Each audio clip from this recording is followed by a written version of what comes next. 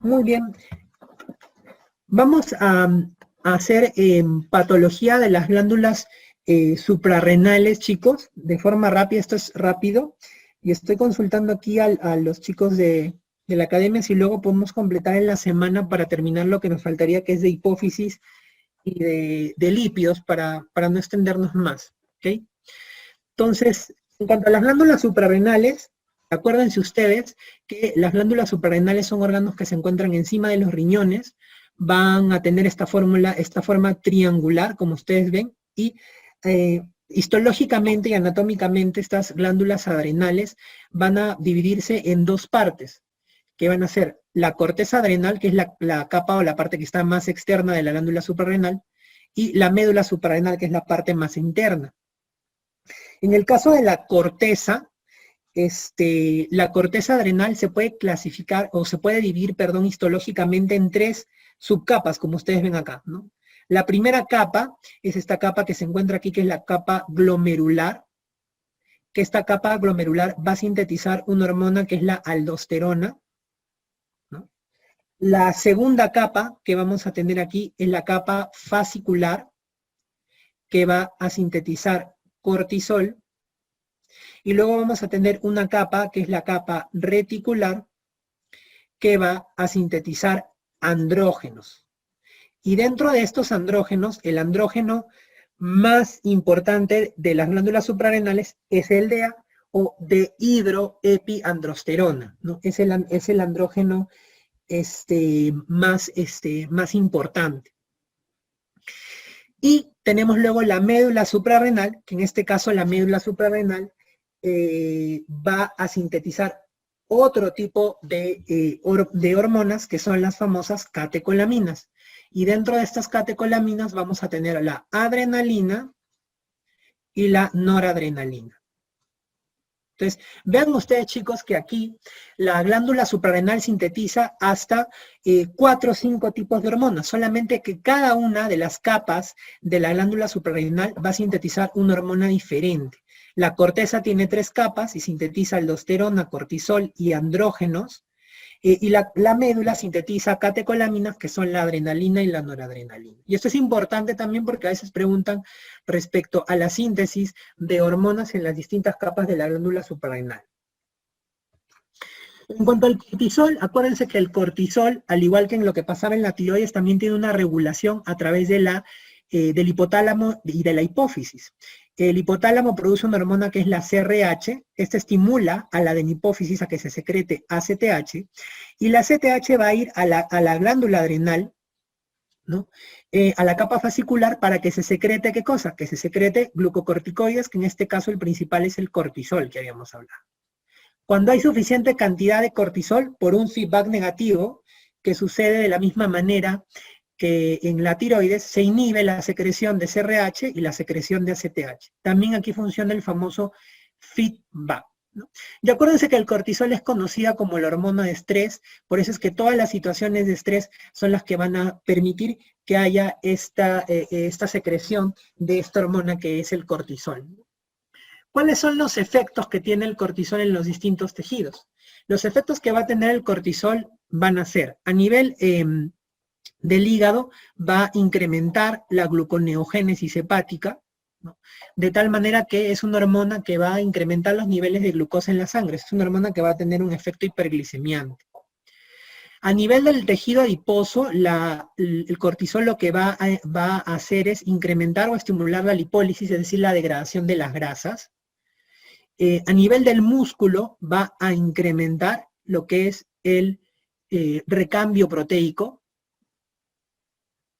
va a permitir que haya proteólisis, ¿no? A nivel muscular. A nivel del hueso va a incrementar la resorción ósea, eso quiere decir que va a incrementar la degradación del hueso. A nivel inmunitario lo que va a hacer es disminuir la función inmunitaria, ¿no?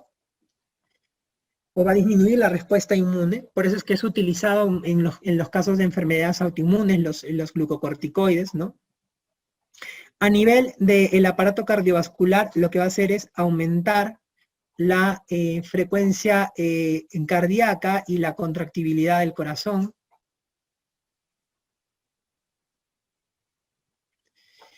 A nivel del sistema hematopoyético vamos a encontrar que va a estimular o aumentar la eritropoyesis. Y finalmente a nivel del sistema nervioso central va a estar en relación con lo que es el estado de ánimo. Va a estar muy en relación con las situaciones o el estado de ánimo de las personas. A diferencia del cortisol, la aldosterona no se regula por la hipófisis y el hipotálamo, sino que la aldosterona se regula por otro eje, que es este que tenemos aquí, que es el eje renina, angiotensina, aldosterona. ¿Cuáles son los estímulos para la secreción o para la activación de este eje renina, angiotensina, aldosterona? Son estas tres H's que tenemos aquí, que van a ser la hipovolemia, la hipotensión y la hiponatremia. Estas situaciones van a generar que haya una secreción de una hormona, que es la renina, que se secreta en el aparato yuxtaglomerular que se encuentra en los riñones. Esta renina, la función de esta renina, va a ser permitir que una molécula que es producida por el hígado, que es el angiotensinógeno, sea convertido hacia angiotensina 1. Entonces, la función que va a tener la renina es permitir que el angiotensinógeno se convierta en angiotensina 1.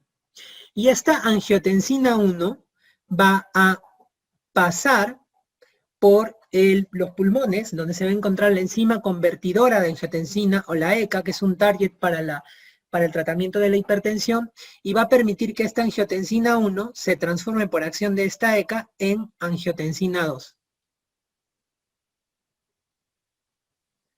Esta angiotensina 2 es la que va a ir hacia la corteza adrenal, hacia la zona glomerular, para que se secrete, ¿qué cosa? Para que se secrete aldosterona. ¿Y cómo va a actuar la aldosterona? La aldosterona va a actuar a nivel del túbulo contorneado distal, donde va a permitir, ¿qué cosa?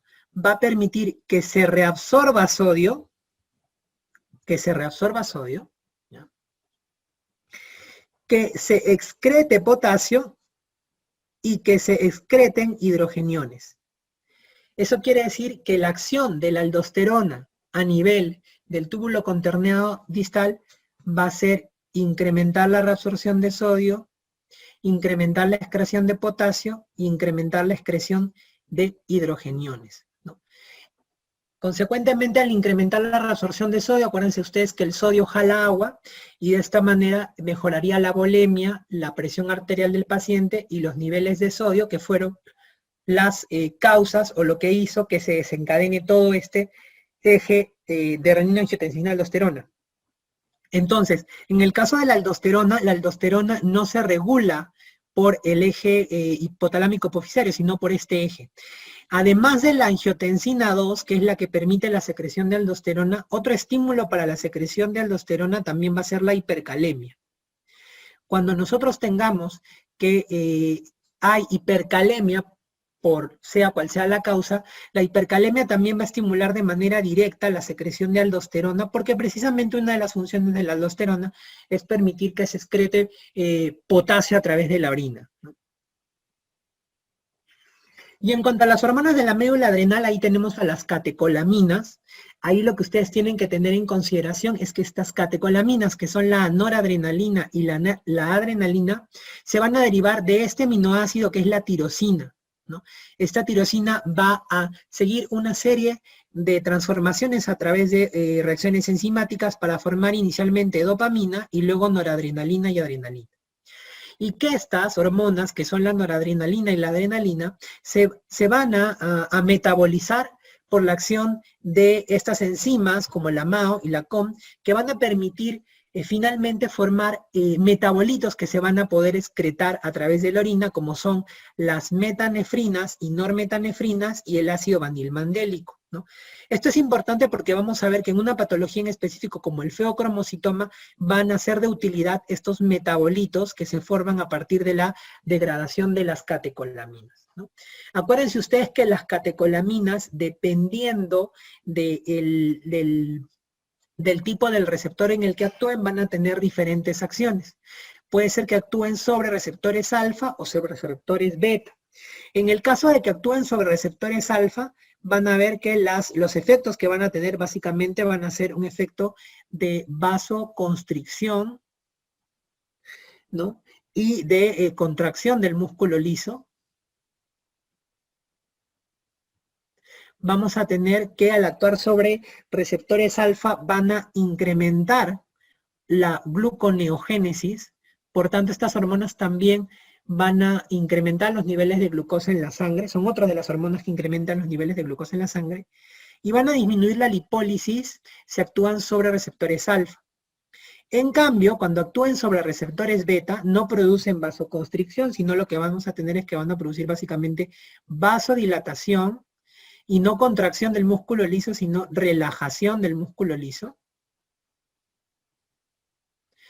También van a activar la gluconeogénesis al actuar sobre receptores beta, y en el caso de la lipólisis la van a incrementar. Van a tener el efecto contrario al que tenían en los receptores alfa. Entonces, aquí finalmente, dependiendo de si tienen acción alfa o beta, vamos a tener una acción vasoconstrictora y contracción del músculo liso, o vasodilatadora o relajación del músculo liso. Al igualmente vamos a tener disminución de lipólisis o aumento de lipólisis, dependiendo si sea alfa o beta, y en ambos casos siempre van a incrementar la gluconeogénesis, es decir, van a permitir que haya un incremento de los niveles de glucosa en la sangre por este efecto. En cuanto a la patología de la glándula adrenal, aquí tenemos al síndrome de Cushing, que es la primera de ellas. En este caso, cuando nosotros hablamos de síndrome de Cushing, nos estamos refiriendo a la clínica que se produce por la exposición prolongada a un exceso de cortisol. Cuando hay un exceso de cortisol y el paciente está sometido a una exposición prolongada a es donde se produce el síndrome de Cushing. Y este síndrome de Cushing hace referencia a los síntomas y signos característicos de esta patología, que son los que ustedes encuentran aquí. Este fenotipo que ustedes ven aquí es el fenotipo característico de un paciente que tiene síndrome de Cushing.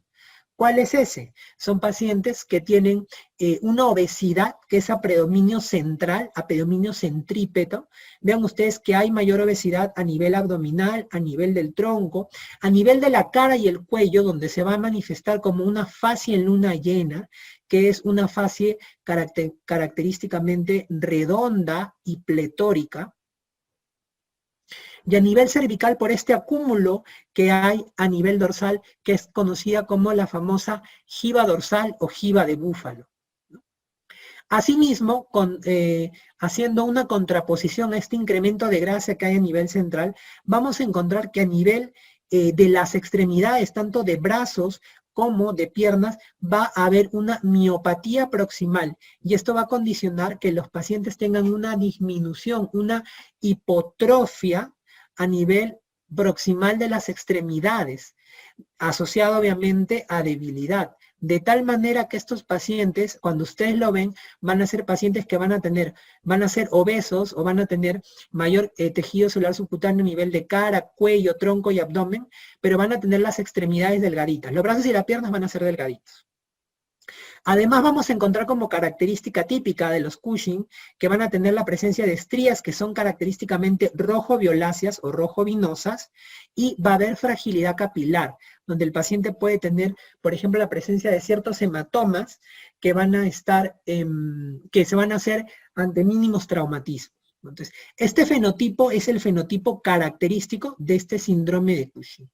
Además, a este síndrome de Cushing se le pueden adicionar algunas otras manifestaciones, como por ejemplo puede haber hipertensión, puede haber diabetes, puede por ejemplo en la mujer presentarse acné, puede presentarse hirsutismo y puede presentarse amenorrea. Pero el fenotipo característico es este que les menciono, que es el que ustedes no deben olvidar porque se les van a presentar a ustedes en sus casos clínicos. En cuanto a la etiología, el Cushing puede ser exógeno y endógeno. Se habla de un Cushing exógeno cuando se trata de un exceso de cortisol por un consumo de glucocorticoides. Eso quiere decir que el paciente por algún motivo está tomando glucocorticoides en exceso por una temporada prolongada y eso causa un Cushing exógeno. Y se habla de Cushing endógeno cuando el exceso de cortisol se debe a un incremento en la producción de cortisol por el propio organismo, que en ese caso ustedes van a tener tres posibilidades, que sea un Cushing hipofisiario, un Cushing adrenal y un Cushing ectópico. En el caso del Cushing hipofisiario, el Cushing hipofisiario se va a presentar cuando haya un tumor hipofisiario que produzca ACTH. Acuérdense ustedes que el ACTH estimula la secreción de cortisol por la glándula adrenal. Entonces, estos pacientes que tienen tumores que producen mucha ACTH hacen que la glándula suprarrenal produzca mucho cortisol y se presente el síndrome de Cushing. Cuando el Cushing endógeno se debe a un tumor en la hipófisis que produce ACTH, a esta situación se le llama enfermedad de Cushing. Entonces, cuando ustedes hablen de síndrome de Cushing, se puede presentar o hace referencia a estas manifestaciones y puede ser de diferente causa. Pero cuando ustedes le dicen enfermedad de Cushing, hace referencia básicamente al síndrome de Cushing de tipo hipofisiario que se debe a un tumor de la hipófisis que produce ACTH. En el caso del Cushing adrenal, el Cushing adrenal se puede presentar por la presencia de un tumor o una hiperplasia a nivel de la glándula adrenal, ¿no? de la capa fascicular de la glándula adrenal. Y en el caso del Cushing ectópico, el Cushing ectópico se va a presentar como un síndrome paraneoplásico, donde hay un tumor que produce generalmente una secreción ectópica de CRH, donde lo más frecuente es el carcinoma pulmonar de células pequeñas. Ese suele ser la causa más frecuente de Cushing ectópico. ¿Cuál es la causa más frecuente de Cushing? La causa más frecuente de Cushing es el Cushing exógeno. Pero dentro del endógeno, la causa más frecuente va a ser la enfermedad de Cushing. El Cushing por un tumor productor de ACTH. Para el diagnóstico del síndrome de Cushing, ustedes van a tener que el diagnóstico se hace siguiendo una serie ordenada de pasos.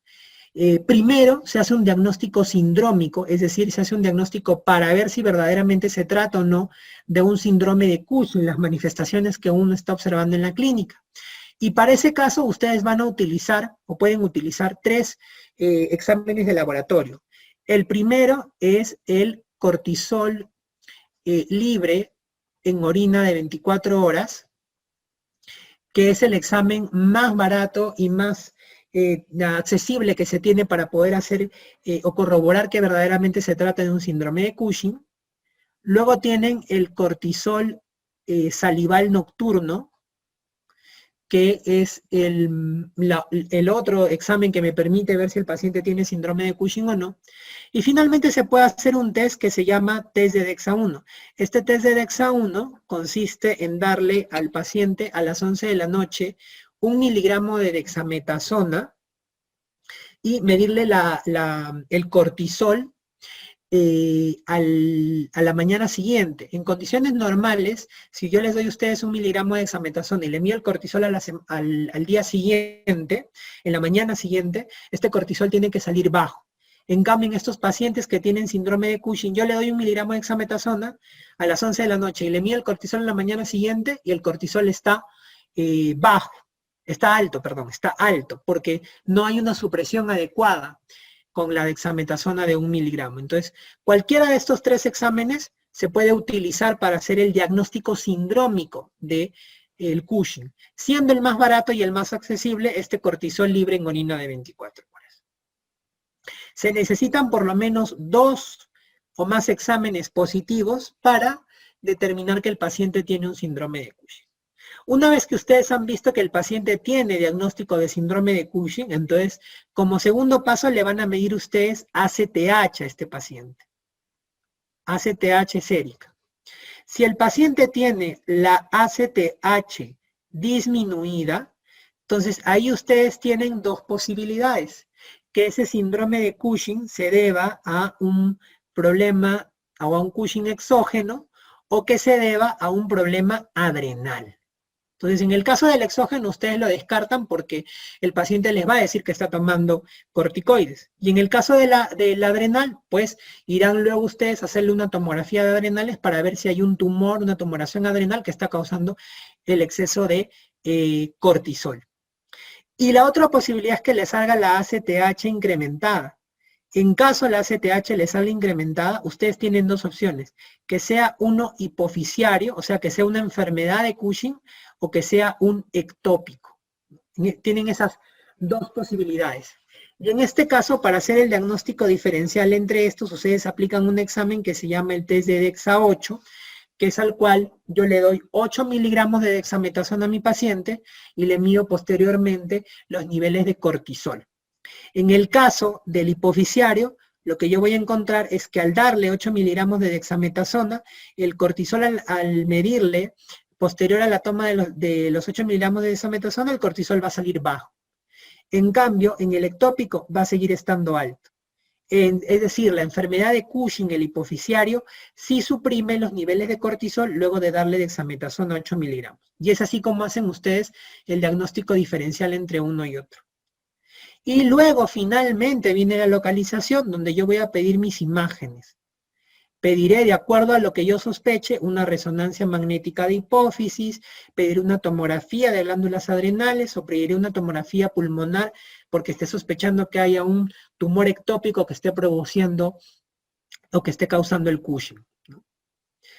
En cuanto al tratamiento, va a depender de la causa. En el caso exógeno, obviamente voy a valorar si puedo retirar los corticoides, y acuérdense que el retiro de corticoides siempre es gradual para no desencadenar una insuficiencia adrenal en el paciente. Y en el caso del endógeno, como la mayoría se trata de tumores, básicamente la mayoría de ellos van a ir a cirugía, van a tener que operar a estos pacientes, ¿no?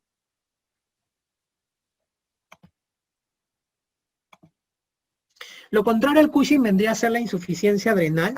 En el caso de la insuficiencia adrenal, hay una disminución en la síntesis de cortisol por la glándula adrenal, entonces vendría a ser lo contrario al Cushing, ¿no? En cuanto a la etiología de la insuficiencia adrenal la podemos dividir en insuficiencia adrenal primaria y insuficiencia adrenal secundaria. En el caso de la insuficiencia adrenal primaria, hay distintas causas, pero dentro de ellas la causa autoinmune es la causa más frecuente de insuficiencia adrenal a nivel mundial. Y esto ha sido también pregunta de examen.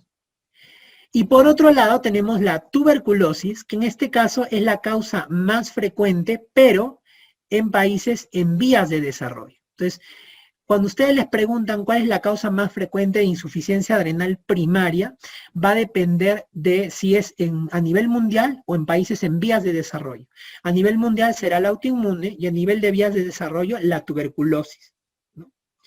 Otras causas de insuficiencia adrenal primaria tenemos la hiperplasia adrenal congénita, donde hay alteraciones a nivel de la síntesis de las hormonas de la glándula adrenal, y otras causas menos frecuentes como por ejemplo que el paciente haya sido operado o que tenga tumores o enfermedades infiltrativas que generen el compromiso de la formación de hormonas por la glándula adrenal. Acuérdense que cuando hablamos de primario, al igual que lo que sucedía en tiroides, nos estamos haciendo referencia a que el problema está en la glándula adrenal. A este tipo de insuficiencia adrenal primaria también se conoce como enfermedad de Addison. Entonces, cuando ustedes les hablen de enfermedad de Addison, la enfermedad de Addison hace referencia a la insuficiencia adrenal primaria, ¿no? Donde el problema está a nivel de la misma adrenal. En cambio, la insuficiencia adrenal secundaria, aquí el problema no está en la adrenal, sino el problema está a nivel hipofisiario y a nivel del hipotálamo, a nivel de hipófisis y hipotálamo. ¿Cuáles son las causas de insuficiencia adrenal secundaria? En este caso tenemos el retiro brusco de glucocorticoides a un paciente que estaba recibiendo terapia de manera crónica con corticoides. Se le retira bruscamente, hace una insuficiencia adrenal secundaria.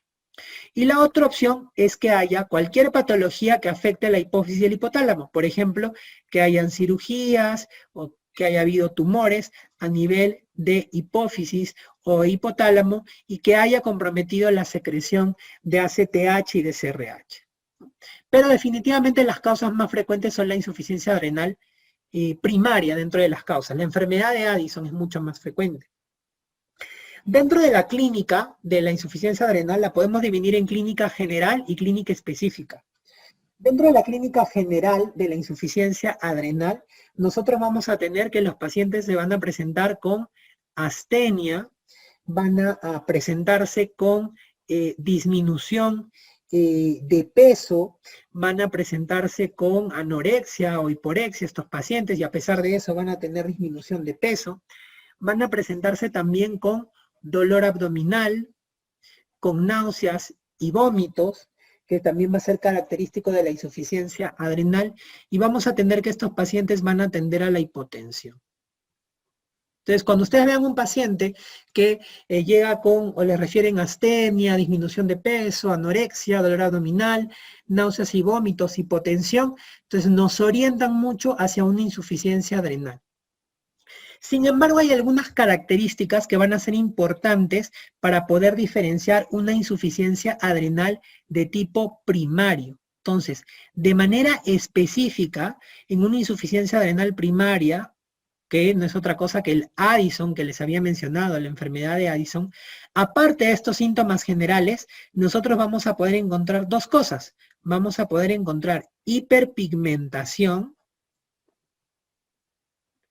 y vamos a encontrar hipercalemia, que es algo que no se encuentra en la insuficiencia adrenal de tipo secundario, ¿no? ¿Por qué hay hiperpigmentación en la enfermedad de Addison? Porque en la enfermedad de Addison lo que vamos a encontrar al ver que el problema está en la glándula suprarrenal, entonces vamos a encontrar que estos pacientes van a tener como manera compensatoria un incremento en los niveles de ACTH. Pero la ACTH no se sintetiza de frente como ACTH, sino como una molécula precursora que se denomina PONC, proopiomelanocortina. Y esta proopiomelanocortina dentro de sus componentes no solamente va a tener la ACTH, sino también va a tener la hormona melanocito estimulante. Y esta hormona melanocito estimulante es la hormona que va a permitir que haya le dé la coloración a la piel. Y es por eso que estos pacientes con insuficiencia adrenal primaria van a tener hiperpigmentación de piel y de mucosas, característico específicamente de la insuficiencia adrenal primaria. Y lo otro es la hipercalemia. ¿Por qué es que se va a presentar hipercalemia en estos pacientes? Se va a presentar hipercalemia en estos pacientes porque en la insuficiencia adrenal primaria no solamente se va a afectar la formación de cortisol, la síntesis de cortisol, sino que también se va a comprometer la síntesis de las otras hormonas adrenales, entre ellas la aldosterona. Y acuérdense que habíamos dicho cuál era la función de la aldosterona. La aldosterona reabsorbía sodio, pero botaba potasio a nivel del riñón. Entonces, en estos pacientes en que no puede actuar de manera adecuada la aldosterona, porque no tenemos aldosterona, se empieza a retener potasio. Por eso estos pacientes con con insuficiencia adrenal de tipo primaria tienen característicamente hipercalemia, ¿no? Y así como había una tormenta tiroidea, una crisis mixedematosa, también hay una crisis adrenal, ¿no? En este caso, la crisis adrenal vendría a ser una descompensación severa de una insuficiencia adrenal. ¿Y cómo van a ingresar los pacientes en este caso a la emergencia? Vamos a tener que estos pacientes se van a presentar con característicamente con trastorno del sensorio, o sea, va a haber compromiso del estado de conciencia. Vamos a tener que estos pacientes van a ingresar con hipoglicemia, van a ingresar con hiponatremia, puede haber también hipercalemia, si se trata específicamente de un Addison, ¿no? Y vamos a encontrar que estos pacientes van a ingresar hipotensos o chocados, y muchas veces no van a responder a fluidos. Es un shock o una hipotensión que no responde a fluidos. Entonces, la combinación de estos, trastorno del sensor, hipoglicemia, hiponatremia, hipercalemia, un shock que no responde a fluidos, asociado a otras manifestaciones que ya hemos visto de la insuficiencia adrenal, hacen sospechar en una insuficiencia adrenal severa o una crisis adrenal. ¿Cómo se hace el diagnóstico de una insuficiencia adrenal? Dependiendo si se trata de una insuficiencia adrenal primaria o una insuficiencia adrenal secundaria. En el caso de la insuficiencia adrenal primaria, lo que nosotros vamos a tener va a ser que el cortisol va a estar bajo y va a ser de manera compensatoria la ACTH incrementada. Entonces, este es el perfil de una insuficiencia adrenal primaria o de una enfermedad de Addison. Y en el caso de una insuficiencia adrenal secundaria, ¿qué es lo que vamos a tener? Vamos a tener un cortisol bajo, pero en este caso la ACTH va a estar baja o va a estar de forma normal, anormalmente normal, ¿no? Entonces, este es el perfil que va a permitir diferenciar entre una insuficiencia adrenal primaria de una insuficiencia adrenal y secundaria, ¿no? En cuanto al tratamiento de los pacientes con insuficiencia adrenal, vamos a tener que el tratamiento principal va a ser el tema de los glucocorticoides, ¿no? Darle el reemplazo de lo que le falta. En este caso, lo que nosotros utilizamos como glucocorticoide es la hidrocortisona, que vendría a ser el glucocorticoide sintético que va a reemplazar al cortisol. En algunos casos que no haya hidrocortisona, podríamos utilizar prednisona. Otros glucocorticoides como dexametasona, betametasona, triamcinolona, esos no se utilizan. Se utiliza hidrocortisona como primera elección y si no hubiera luego prednisona en estos pacientes, ¿no? Ahora, es importante que ustedes sepan que ante situaciones de estrés, el paciente debe tener cuidado con la dosis del glucocorticoide. Cuando el paciente está sometido a una situación de estrés, muchas veces el paciente va a necesitar incrementar su dosis de glucocorticoide. Y si el paciente no tolera la vía oral, el paciente va a tener que recibir los glucocorticoides de manera parenteral. Entonces, cuando ustedes tienen un paciente con insuficiencia adrenal, se le dice, si usted tiene por ahí, es sometido a una situación de estrés, como por ejemplo una enfermedad, una operación, un traumatismo o mucho estrés emocional, podría ser necesario que usted necesite incrementar la dosis. Y si usted por algún motivo no tolera la vía oral, tiene náuseas, vómitos, habrá que darle sus glucocorticoides de manera parenteral, porque no va a poder aprovechar adecuadamente si lo toma por vía oral. Además, dentro del tratamiento vamos a tener a los mineralocorticoides. En este caso, los mineralocorticoides, que vendrían a ser el sustituto de aldosterona, solo se van a utilizar en los casos de insuficiencia adrenal primaria, porque habíamos dicho que en la insuficiencia adrenal primaria se afecta toda la glándula adrenal, por eso se compromete también la secreción de aldosterona. En cambio, en la insuficiencia adrenal secundaria, ahí no vamos a utilizar mineralocorticoides. Entonces, en este caso, ¿se utiliza cuál? Se utiliza la fludrocortisona.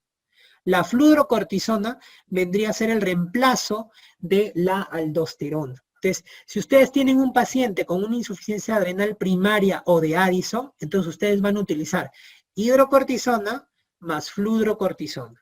En cambio, si la insuficiencia adrenal no fuera primaria, sino secundaria, por ejemplo, que el paciente tiene un tumor en la hipófisis y está causando insuficiencia adrenal, en ese caso solamente van a utilizar glucocorticoides, solo glucocorticoides.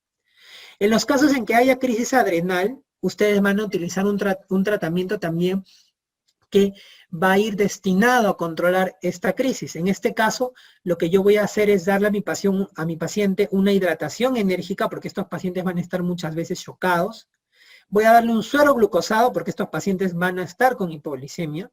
Va a ser necesario darle hidrocortisona a una dosis de estrés, que generalmente se da un bolo endovenoso de 100 miligramos de hidrocortisona, y luego se le da 100 miligramos de hidrocortisona cada 6 a 8 horas de forma endovenosa, hasta que mi paciente pueda superar la crisis. Entonces, en este caso, el tratamiento se va a dar por vía endovenosa y se va a dar con una dosis mayor que nosotros denominamos como una dosis de estrés. Vean ustedes. Y para terminar con la parte adrenal, tenemos feocromocitoma e hiperaldosteronismo primario. Estas dos patologías se caracterizan porque en ambas va a haber característicamente, como ustedes ven, hipertensión arterial secundaria. Entonces son causas de hipertensión arterial secundaria. Sin embargo, tienen características que ustedes tienen que tener en cuenta. En el caso del feocromocitoma, cuando nosotros nos referimos a feocromocitoma, nos estamos refiriendo a un tumor adrenal que secreta catecolaminas, o sea, produce catecolaminas en exceso, un tumor de la médula adrenal que produce catecolaminas en exceso. ¿Cuál es la clínica que van a presentar estos pacientes con feocromocitoma? Vamos a tener que, aparte de la hipertensión arterial que van a presentar estos pacientes, van a asociar una tríada clásica que va a estar formada por cefalea, palpitaciones y diaforesis. Generalmente los pacientes que tienen feocromocitoma son pacientes jóvenes en los cuales es raro que se presente una hipertensión arterial de tipo primaria, ¿no? Si ustedes le preguntan a estos pacientes si hay antecedentes de hipertensión arterial en la familia, les van a decir que no hay, ¿no? Y esta hipertensión que presentan los pacientes generalmente van a ir con presiones arteriales que van a ser mayores de 180 sobre 100 y van a ir incluso muchas veces a la emergencia por crisis hipertensiva, por una verdadera urgencia hipertensiva en estos pacientes. Entonces, cuando ustedes vean un caso clínico de un paciente joven que tiene presiones arteriales muy elevadas, mayores de 180 sobre 100, que además tiene cefalea, palpitaciones y aforesis, se estén sospechando en este tumor secretor de catecolaminas que es el feocromocitoma. ¿Cómo se hace el diagnóstico? El diagnóstico se hace no pidiéndole una tomografía de adrenales, no. El diagnóstico se hace midiendo metanefrinas, que son los metabolitos de las catecolaminas, ya sea en orina o en plasma. Y además de la medición de metanefrina, se puede medir también ácido vanilmandélico en orina. Entonces, el diagnóstico de feocromocitoma no se hace por una tomografía, un examen de imagen. Lo primero que hay que hacer es el diagnóstico bioquímico, y eso se hace midiendo los metabolitos de las catecolaminas, que son las metanefrinas y el ácido vanilmandélico. Una vez que ustedes han confirmado que las metanefrinas y el ácido vanilmandélico se encuentran incrementados, entonces ya ustedes luego podrán pedir la imagen, que en este caso vendría a ser la tomografía adrenal. Como se trata de un tumor, entonces el tratamiento va a ser quirúrgico, básicamente. Pero previo al tratamiento quirúrgico de estos pacientes, hay que hacer un bloqueo adrenérgico.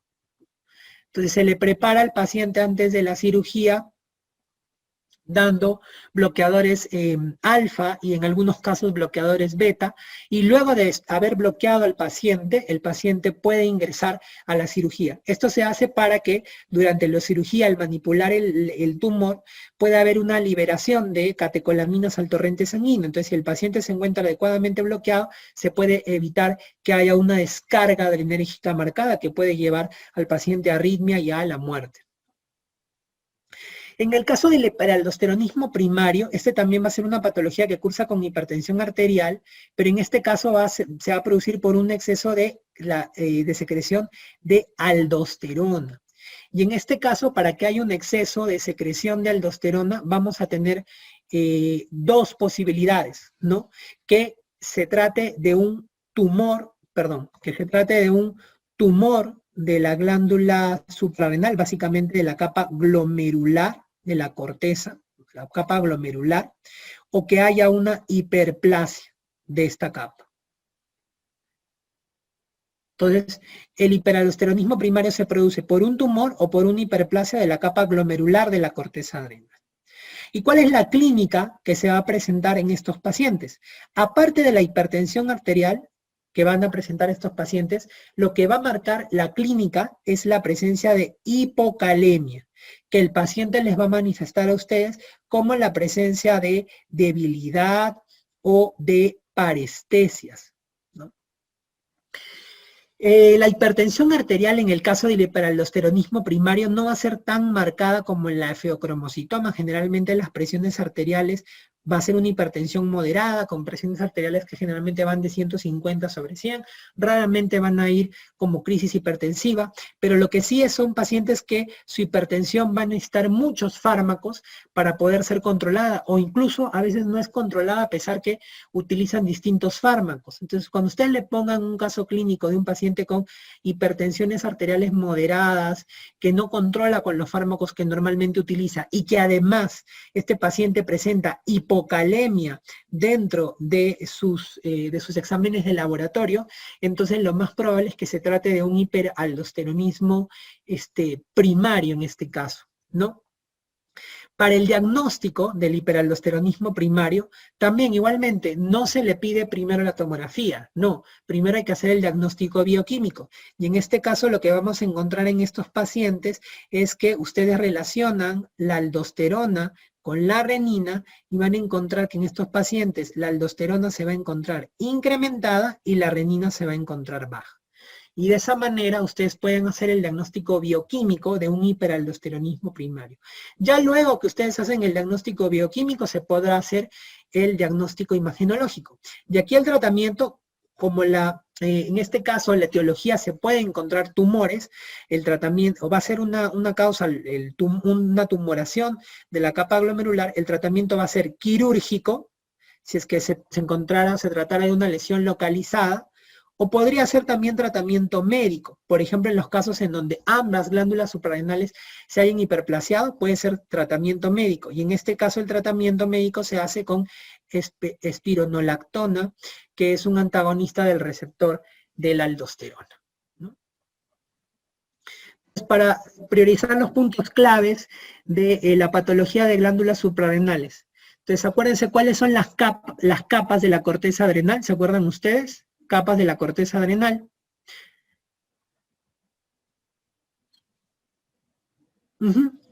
Las capas de la corteza adrenal, acuérdense que son tres, son la capa glomerular, la capa fascicular y la capa reticular.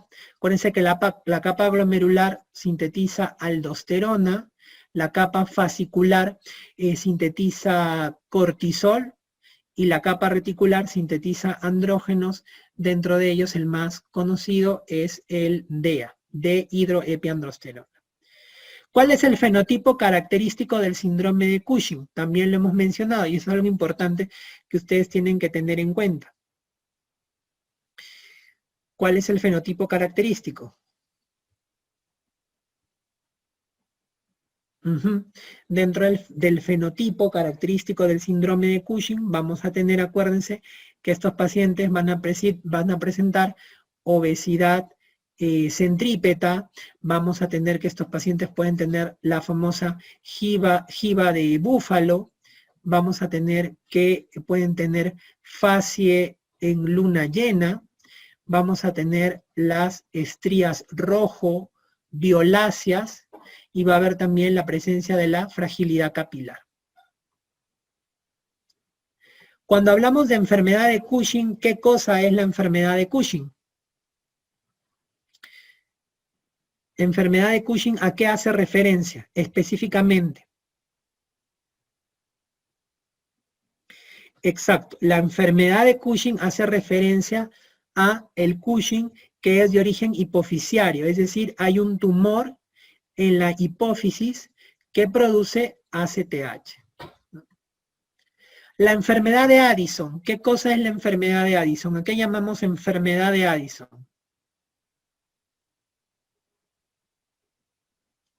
Ajá.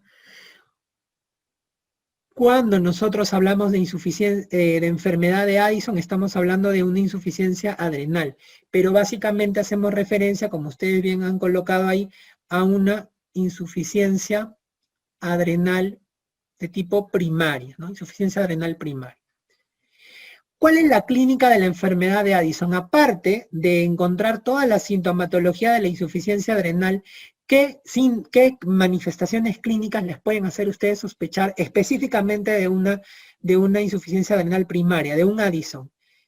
¿Qué es lo característico que van a encontrar aparte de las manifestaciones generales que son la astenia, la dolor abdominal, las náuseas, el vómito, pérdida de peso, ¿qué es lo característico que van a encontrar?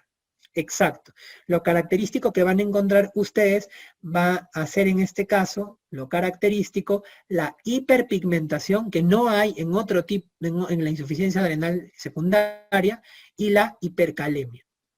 Por ahí también les doy como dato que en el caso que la insuficiencia adrenal en la enfermedad de Addison sea de tipo autoinmune, muchas veces también van a haber asociado vitiligo.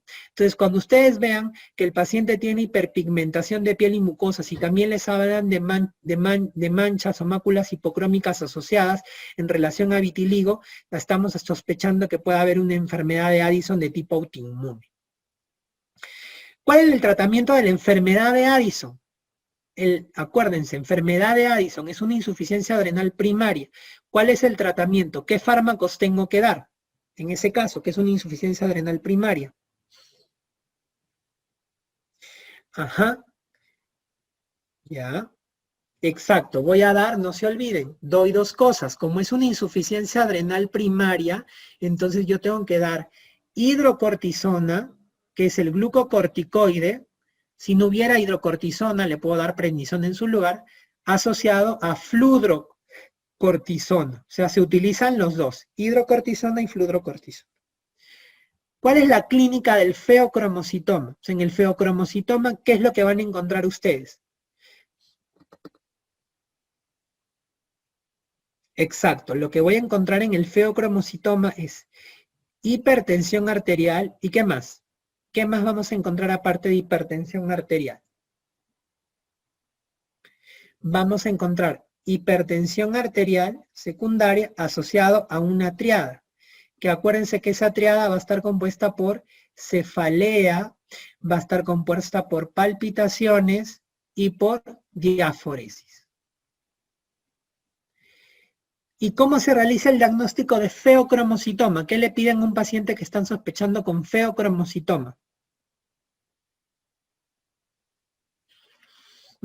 El diagnóstico, exacto.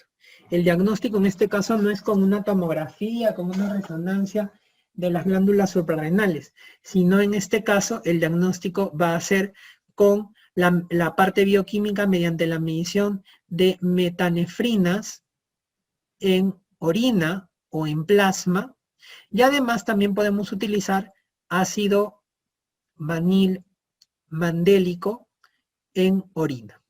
Entonces, de esta manera se hace el diagnóstico de feocromocitoma, el diagnóstico bioquímico.